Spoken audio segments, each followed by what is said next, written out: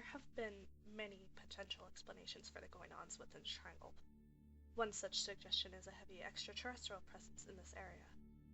Many conspiracy theorists believe that there is an alien underwater base located somewhere in the triangle. Some say that Atlantis lies below the triangle and holds secret powers of its own.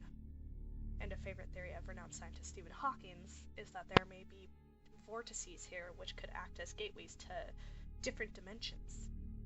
Some even say that this is where the devil walks the earth, hence the name, Devil's Triangle.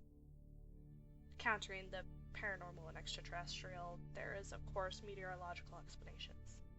Weather could play a massive part in the disappearance of a lot of these vessels, as well as equipment failure accompanied by human error. Looking at some of the mysteries of the triangle in a little more depth may help us figure out what happened. These incidents are straight out of a horror movie. But what is truly terrifying about these accounts, to me, is that they are real.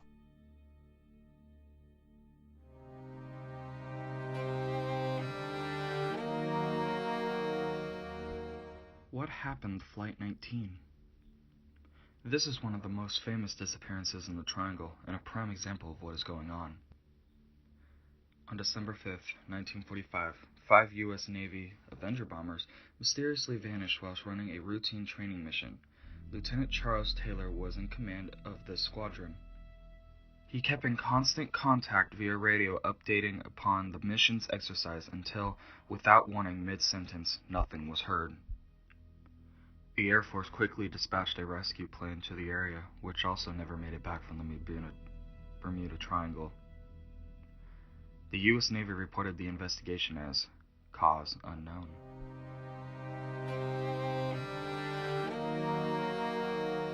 What happened to the USS Cyclopse? The USS Cyclopse was a United States collier ship that was commissioned during World War I to aid the efforts of the British Navy. This ship was sent down to Brazil to aid in the fueling of the other British ships.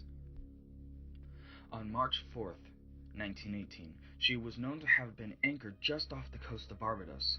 This was the last time that this iron giant was ever seen or heard of again.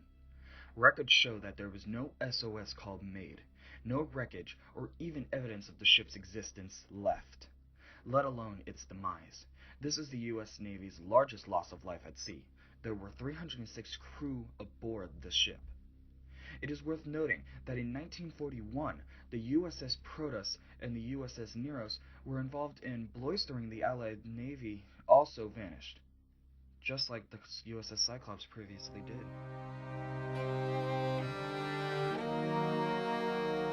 What happened to the Marie Celeste? In 1872, also on December 5th, coincidence? A cargo ship left New York Harbor. The number of passengers on board was 11.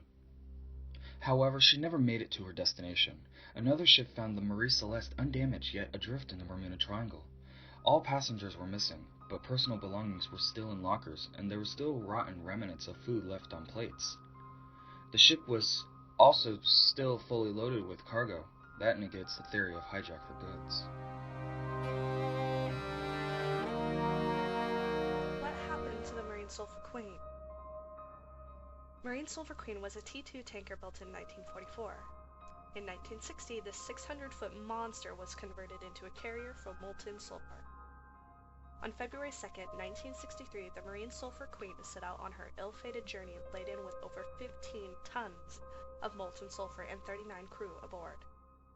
February 4th was the last day that the world acknowledged her existence. In exactly the same vein as Flight 19, after initiating routine radio communication, the transmission mysteriously cut out mid-sentence. Nothing else was ever heard or seen from this gigantic tanker again.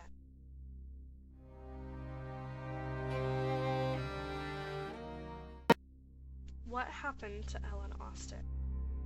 Back in 1881, the Ellen Austin was sailing through the Triangle on its way to New York when she came upon another ship that was sailing without a single crew member aboard.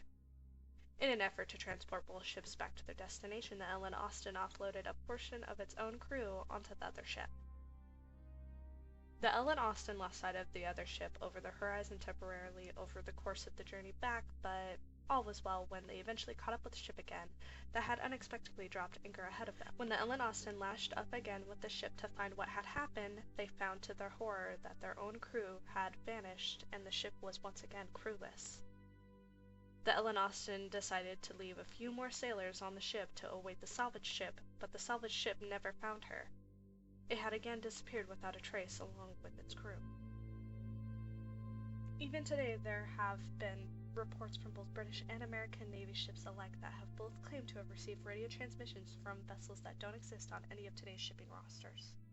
These transmissions are coming from ships that don't exist. These haunting trace transmissions are certainly mysterious. Could they be echoes from those lost ships? As you can see, even to this day, there is many stories that we still have no answers to. Even with the best of today's technology attached to our latest battleships, we are still unable to figure out the meaning or origins of the radio transmissions and radar pings that are occurring in the Bermuda Triangle. Even some of the modern shipping and aviation authorities are still enforcing routines that navigate around the darker areas of the triangle.